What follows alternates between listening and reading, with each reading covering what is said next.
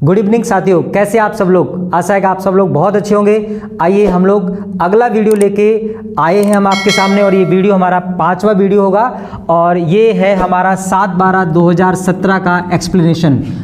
जैसा कि आपको पता है, दिल्ली पुलिस कांस्टेबल की एग्ज़ाम नज़दीक आती जा रही है, और उस एग्ज़ाम में हम लोगों को फतेह हासिल करनी है, एक अपनी सीट क्लियर करनी है। इसके लिए 15 में से 15 नंबर हम आपको दिलाते हैं, ठीक है। अगर आप हमारे प्रत्येक वीडियो को देखते हैं तो आप 15 क्वेश्चंस की एक अच्छी प्रैक्टिस कर सकते हैं आप हमारे साथ, ओके। तो आइए हम लोग नेक्स्ट क्वेश्चन करते हैं, और ये हमारा क्वेश्चन है, एक धनात्मक संख्या और उसके घन का योगफल। देखिए, कोई भी पॉजिटिव नंबर है और उसके क्यूब का योगफल 10 है, तो वह संख्या कौन सी होगी। ऐसे क्वेश्चन का जवाब अगर आपको चाहिए तो ऑप्शन से जाइए, ऑप्शन से आपका आंसर बहुत जल्दी मिलेगा। देखिए, एक आपका आंसर हो नहीं सकता, क्योंकि एक अपने आप में एक वास्तविक संख्या है, धनात्मक संख्या है, और उसका घन करेंगे तो क्यूब होगा, और ये 1 + 1 आपका तो 2 ही होता है, इसलिए 1 आपका आंसर नहीं होगा। अगर आप 2 ले लेते हैं तो ये आंसर आपका बिल्कुल सही होगा, क्योंकि 2 और +2 के क्यूब को आप ऐड करते हैं तो 2 + 2 का क्यूब होता है 8, और ये आपका टोटल आ जाएगा 10। तो इस तरीके से आपका सेकंड क्वेश्चन, आपका सेकंड ऑप्शन बिल्कुल सही जवाब हो जाता है। चलिए हम लोग नेक्स्ट क्वेश्चन की तरफ चलते हैं। अगला क्वेश्चन है बहुत ही अच्छा और शानदार क्वेश्चन ये है कि 13, 23 और इसी तरीके से 33, 44 जो भी होगा, और आगे 93 का मान ज्ञात कीजिए। ऐसे क्वेश्चन को आप नॉर्मली ऐड करिए, बहुत सही रहेगा। देखिए, सीरीज जैसे आप देख रहे हैं 13, 23, तो ये 13 से स्टार्ट हुई है और 93 पे गई है। इसका मतलब यहाँ पर 9 बार 3 आया है, यानी कि 9 बार। कहने का मतलब है कि एक बार 13 में आया है, एक बार 23 में आया है, एक बार 33 में आएगा, और इस तरीके से 93 तक जाते जाते 9 टाइम्स आएगा। और 9 में अगर आप 3 से गुणा करोगे तो 9 × 27, लास्ट में 7 आना चाहिए। और आप देख सकते हैं 7 केवल फर्स्ट ही ऑप्शन ऐसा है जिसमें 7 है, तो हमारा सही जवाब ए ऑप्शन हो जाता है, ठीक है। बाकी आप ट्राई कर लीजिएगा, आपको बिल्कुल सही आंसर मिलेगा। चलिए नेक्स्ट क्वेश्चन की तरफ बढ़ते हैं। अगला क्वेश्चन है हमारा क्वेश्चन नंबर 3। देखिए, क्वेश्चन बहुत शानदार है। क्वेश्चन आपका ये कहता है कि 1 + 2/1 + 3/2 + 1/2 हो, तो इसका मान बताइए। तो दोस्तों, इसको सॉल्व करिए, केवल इसको जब आप सॉल्व करेंगे तो 2 दूनी 4 और 1 5, तो ये आएगा आपका 5/2, ओके। इसके बाद इसको आप पलटेंगे, क्योंकि फ्रैक्शन डिनोमिनेटर में है, तो इसको आप ऊपर ले जाएंगे। तो यहाँ से यहाँ तक का अब देखिए, मैं इसे लिख लेता हूँ, 1 + 2/1 + 3/2 + 1/2। तो यहाँ से इसका जवाब आपको मिलेगा 5/2।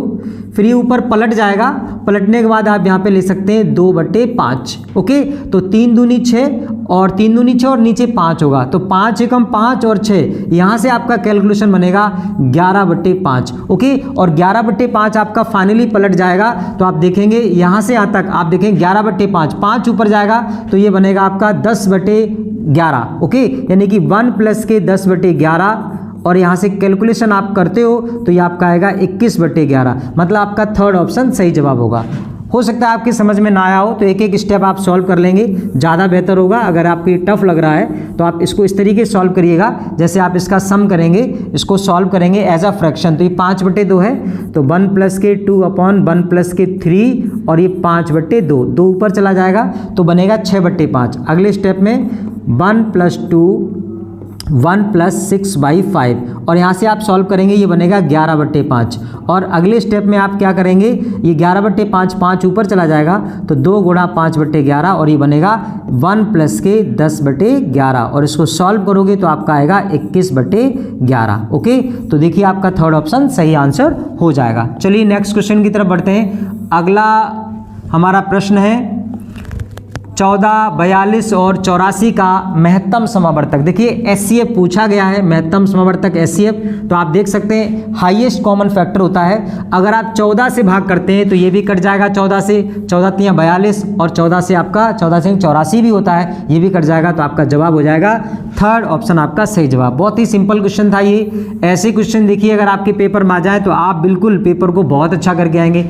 इस क्वेश्चन को आप देखेंगे, ये क्वेश्चन बहुत अच्छा है इसलिए क्योंकि इसमें एक कंसेप्ट लग रहा है जिसे बोलते हैं वर्गांतर। ओके, तो एक बार इनको आप जोड़ के लिखेंगे, एक बार इन्हें आप प्लस करके लिखेंगे और एक बार इन्हें माइनस करेंगे, एक बार इन्हें आप क्या करेंगे माइनस, यानी आप समझ गए होंगे कि एक बार प्लस और एक बार माइनस, इसे बोलते हैं वर्गांतर। ओके, मैं आप फॉर्मूला लिख देता हूं, a प्लस बी और एक ब्रैकेट में a माइनस बी। मैं कई बार बता चुका हूं, ये कंसेप्ट बहुत बार पूछा जा रहा है, इसे a square minus B square कहते हैं। ओके, आप देखेंगे जब आप 1.27 में से ये माइनस करेंगे तो इससे कट जाएगा क्योंकि वहां पे 0.22 बचना है। इसको जब आप ऐड करेंगे तो देखिए आपका ये आ जाएगा 2.32। ओके, और आपका जवाब थर्ड ऑप्शन सही हो जाता है। चलिए नेक्स्ट क्वेश्चन की तरफ बढ़ते हैं। अगला प्रश्न हमारा क्वेश्चन नंबर 6 यानी कि छठवां क्वेश्चन है और प्रश्न हमारा ये है कि P का 80%, Q के 2/5। दोस्तों आपको ये बात मैंने अच्छे से बताई है,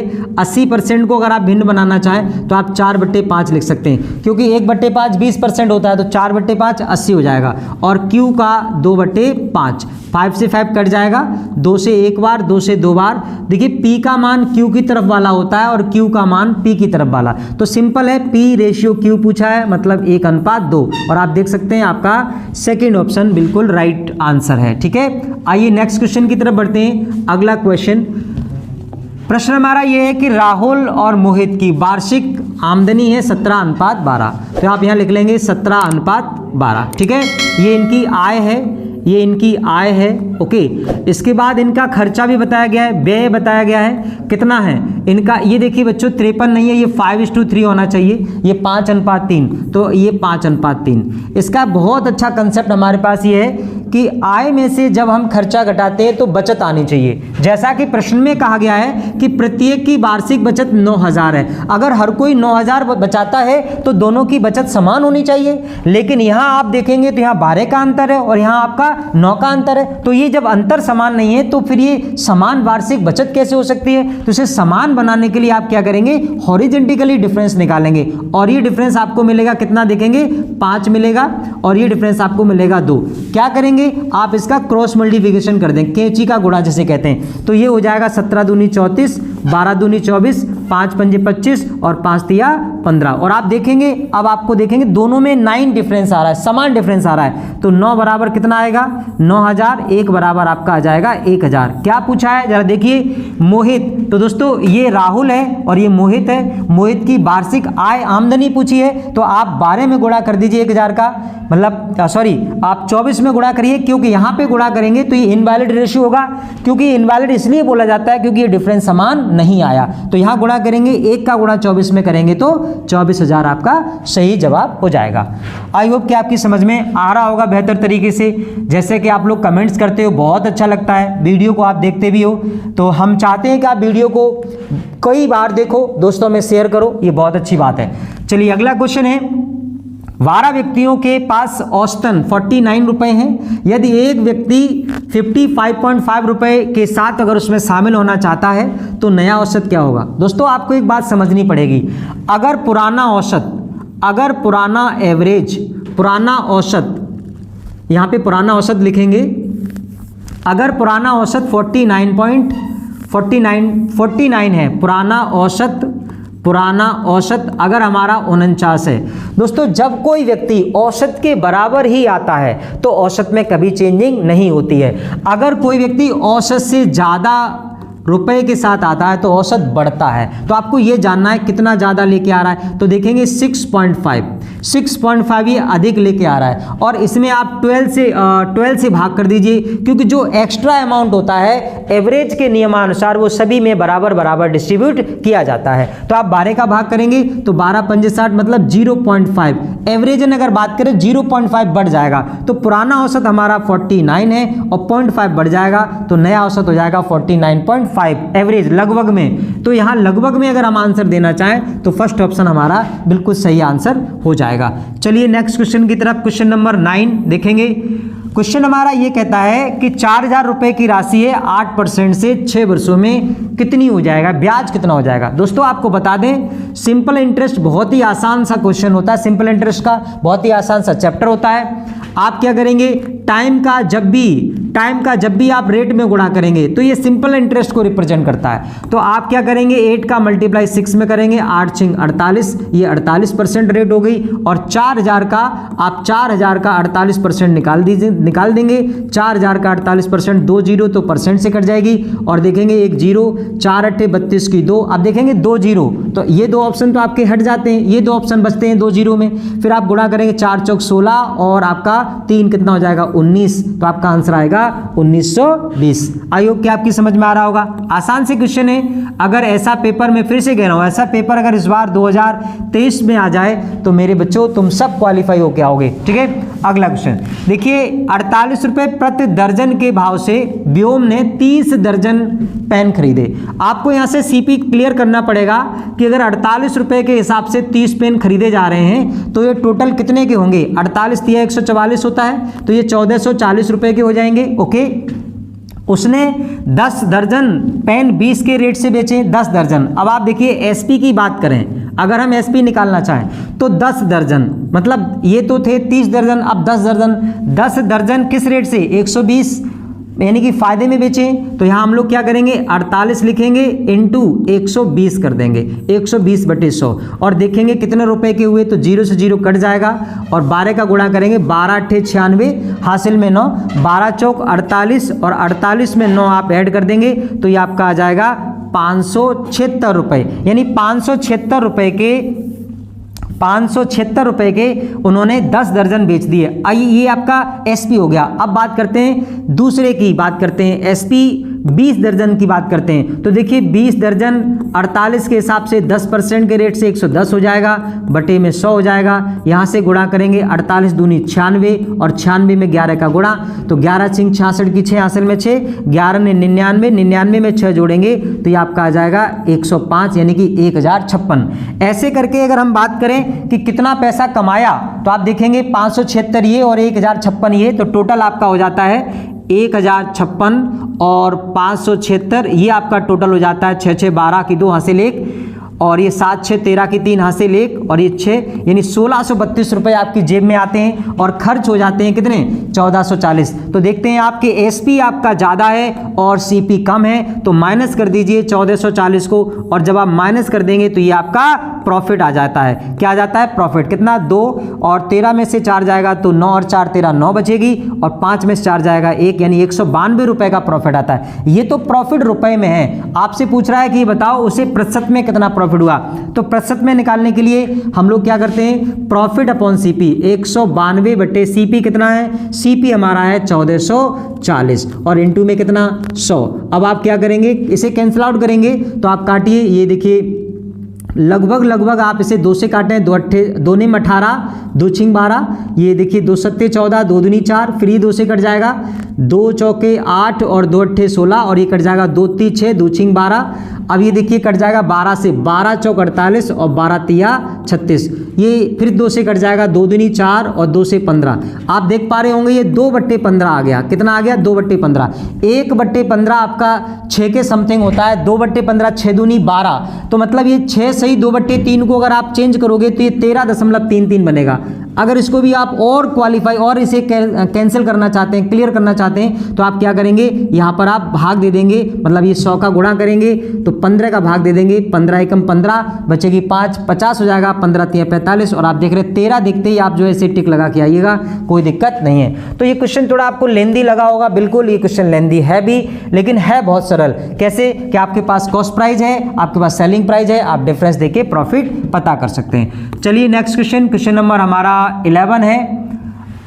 प्रश्न 11 ये कहता है कि एक वस्तु है, उसका क्रय मूल्य अंकित मूल्य का 64% है। आपको मैंने इसकी बहुत ही शानदार ट्रिक बताई है कि एमआरपी को बीच में लिखिए और सीपी और एसपी को कॉर्नर पे लिखिए। इसके बाद इसकी ट्रिक देखिए कि अंकित मूल्य 64, अंकित मूल्य का 64% क्रय मूल्य है, तो यहाँ 64 कर दीजिए, यहाँ 100 कर दीजिए। ओके, फिर बोल रहा है कि अंकित मूल्य पर 12% का बट्टा। देखिए एमआरपी 100 होता है, 12% का बट्टा अगर दिया जाए तो एसपी आपका 88 हो जाएगा। यहां से आप डिफरेंस देखिए, ये डिफरेंस मिलेगा 4 और 2 आपका 24 और आपसे पूछा है लाभ का परसेंट, ये प्रॉफिट है। आप जैसे ही प्रॉफिट परसेंट निकालेंगे, प्रॉफिट अपॉन सीपी इनटू में आप क्या करेंगे 100। अब आप देखेंगे इसे काटेंगे तो ये कट जाएगा 8 से, 8 तिया 24 और 8 अट्ठे 64। और आपको पता है 3/8 जानते हो, 1/8 12.5 होता है और 3/8 12 तिया 36 यानी 37.5 होता है। और आपका बी ऑप्शन। दोस्तों अगर आप ये वीडियो देख रहे हो और ये वैल्यू आप देख रहे होंगे ना 3/8, मैंने आपको इतनी याद करा रखी है, आप देखते ही इसका आंसर टिक कर दोगे 3/8। ओके, तो इसी तरीके की तैयारी अगर आपकी है तो निश्चित रूप से आप बहुत ही अच्छे नंबर लेके आएंगे। देखिए अगला क्वेश्चन, एक वृत्ताकार मार्ग है, इस तरीके का एक मार्ग है और वृत्ताकार मार्ग में एक रास्ता बना हुआ है, मतलब मार्ग है तो रास्ता होगा। और जब भी कभी रास्ता बनाया जाता है तो उसमें 2 रेडियस हो जाती हैं। एक रेडियस आंतरिक त्रिज्या होती है जिसे स्मॉल आर कहते हैं और एक रेडियस बाह्य त्रिज्या होती है जिसे कैपिटल आर कहते हैं। प्रश्न हमारा यह है कि बाहरी और आंतरिक त्रिज्या, बाहरी और आंतरिक परिधि का अनुपात कितना है? 14:11 है। दोस्तों परिधि जानते हो क्या होता है? ये जो बाहर की जो लंबाई होती है इसे परिधि कहते हैं, इंग्लिश में इसे सर्कमफ्रेंस कहते हैं। इसका फॉर्मूला जानते हो दोस्तों, 2πr होता है। क्या होता है? 2πr। बड़ा अच्छा क्वेश्चन है। अब बात यह है कि अगर मैं बाहरी त्रिज्या, बाहरी परिधि निकालूंगा तो बड़ी आर का प्रयोग करेंगे और आंतरिक परिधि निकालेंगे तो छोटी आर का। तो इसका बड़ा शानदार सा कंसेप्ट है 2π कैपिटल आर बटे 2π स्मॉल आर। और देखिए इसका रेशियो दे रखा है 14/11। आप देखेंगे जो कांस्टेंट है वो आराम से कट जाएगा। ओके, सेकंड थिंग इन्होंने क्या बोला है कि इसकी जो मार्ग की चौड़ाई है वो 15 है। दोस्तों मार्ग की चौड़ाई ही दोनों त्रिज्याओं का डिफरेंस होती है, इसलिए आप इनका डिफरेंस देखो, 3 और 3 बराबर आप 15 कर दो, 1 बराबर 5 हो जाएगा। और जैसे ही आप 5 का गुणा करोगे 11 पंजे 55, तो ये आपको छोटी वाली त्रिज्या मिल जाएगी और आप ऊपर गुणा करेंगे 14 पंजे 70, तो आपको बड़ी त्रिज्या मिलेगी। प्रश्न हमारा ये है कि आंतरिक त्रिज्या मतलब छोटी त्रिज्या आर पूछिए तो हमारा आंसर क्या आ जाएगा? 55 हमारा जवाब हो जाएगा, क्योंकि 11 पंजे 55 होता है। देखो कितने अच्छा क्वेश्चन मेंसुरेशन का, और मैंने आपको बड़ा ट्रिकी कंसेप्ट से समझा दिया है। आइए नेक्स्ट क्वेश्चन देखते हैं। क्वेश्चन नंबर 13 है हमारा, एक नाव धारा के प्रवाह। दोस्तों आपको पता है कि नदी होती है, नदी में जब पानी बह रहा होता है तो बहने की साइड में जब आप नाव चलाते हैं उसे बोलते हैं डाउन स्ट्रीम अनुप्रवाह। अनुप्रवाह का मतलब होता है धारा की दिशा में, और प्रति लगा दिया इसका मतलब धारा के विपरीत दिशा में। दोस्तों इसका बहुत ही अच्छा कंसेप्ट ये है कि अगर कोई धारा के विपरीत जाएगा तो उसकी स्पीड होगी u, और जब कोई धारा के विपरीत धारा की दिशा में जाएगा तो उसकी स्पीड होगी d, डाउन स्ट्रीम। ऐसे करके उसको कितना समय लगता है? 4 घंटे का समय लगता है। एक इक्वेशन बनेगा, फिर वो प्रवाह यानी कि 70 किलोमीटर जाता है अप डायरेक्शन में और धारा की दिशा में जाता है 60 किलोमीटर यानी 60/d। तो इस तरीके से उसे समय लगता है 10 घंटे। ये 2 इक्वेशन है, इन्हें सॉल्व कर लेंगे आपका आंसर आ जाएगा। आंसर देने के लिए धारा की गति पूछिए, मतलब मुझे यहाँ y का मान बताना है। आपको यहाँ एक बात और बता देते हैं कि u हम अप स्ट्रीम में मानते हैं x - y और d को मानते हैं x + y, यानी धारा की दिशा में चालें जुड़ जाती हैं और धारा की विपरीत दिशा में चालें घट जाती हैं। नाव का कंसेप्ट होता है, आपको पता होगा। ओके, यहाँ पे आपने करना क्या है, किसी एक को काटने के लिए आप क्या करेंगे? मल्टीप्लाई करेंगे। तो आप ना ऊपर 3 का गुणा कर दो और नीचे 2 का कर दो, क्योंकि हम d काटना चाहते हैं। तो देखिए काटने में एक कंसेप्ट और होता है, जब भी लीनियर इक्वेशन को आप काटते हैं तो सेम साइन पर आपको साइन चेंज करने पड़ते हैं। तो माइनस माइनस माइनस, देखिए ये कट जाएगा, जो कटेगा उस पर बिल्कुल फोकस ना करें, जो नहीं कटता है उस पर फोकस करें। 30 दूनी 20 तिया 60 हो जाएगा और 7 दूनी 14 140। तो आप 140 में से 60 घटाएंगे तो आपका बचेगा 80। ओके, और वो भी किसका? माइनस का। माइनस का 80/u हो जाएगा बराबर। देखिए 3 चौके 12 और ये आपका 10 दूनी 20 और 20 में से 12 जाएगा तो -8। माइनस से माइनस कट जाएगा, 8 से 80 कट जाएगा 10 बार, और यहाँ से आप देख पा रहे होंगे u का मान आ जाएगा 10। u आना इन द सेंस आप कह सकते हैं x - y, तो x - y आ चुका है 10। ओके, अब जैसे ही u का मान यहाँ लगाते हैं 10, तो यहाँ से हम आपको समझा देते हैं। u का मान जैसे ही 10 लगाएंगे तो 20/10 40/d और = 4 हो जाएगा। 10 से कटेगा 2 बार, 2 उधर जाएगा तो 40/d, और 4 में से 2 घटेगा तो 2 से कटेगा ये 20 बार, तो यहाँ से d का मान आ जाएगा 20। अब आप समझ सकते हैं d का मतलब होता है x + y, तो x + y का मान आ गया कितना? 20। दोस्तों घटाएं तो 10 आ जाए और जोड़ें तो 20 आ जाए, ऐसी 2 वैल्यूज़ को ढूंढना है। मतलब आप ऑप्शन के थ्रू भी जा सकते हैं, कहने का मतलब अगर एक की स्पीड 15 ले लो, एक की 5 ले लो, तो आपस में माइनस करोगे तो 10 आएगा, और अगर जोड़ोगे तो 20 आएगा। मतलब एक 15 और एक 5। इसका मतलब जो धारा की चाल है वो हमेशा कम होती है, क्योंकि अगर धारा की चाल ज़्यादा हो गई तो नाव बह जाएगी, मतलब बाढ़ की स्थिति हो जाएगी। तो नाव की चाल हमेशा ज़्यादा होती है। इसका मतलब नाव की चाल 15 और धारा की चाल 5।